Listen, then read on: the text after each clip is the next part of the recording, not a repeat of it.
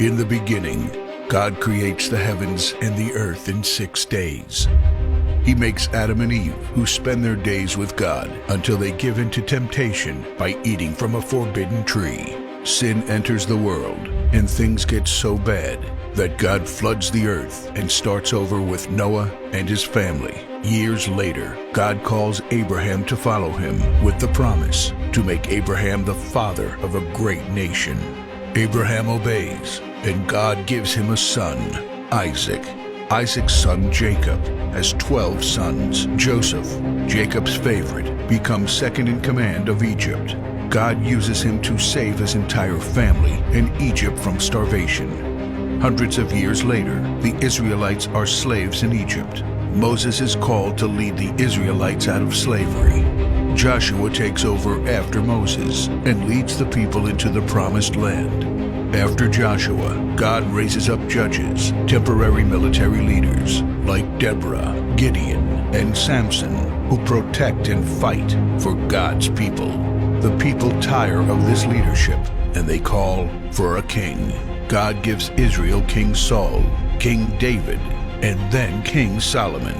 But it's all downhill from here. The people rebel, the kingdom of Israel is divided, and everyone turns their back on God. Prophets like Elijah, Isaiah, Micah, and Jeremiah warn that if people don't repent of their sins, there will be consequences. But the people ignore their warnings. The divided kingdoms are conquered, and God's people face captivity in foreign lands. People like Daniel show great courage and stand up for God when no one else does. Some of the exiled people return to the promised land, but for 400 years, God is silent. No prophets, no miracles, and no angel visitations. But then, the silence is broken when Jesus is born.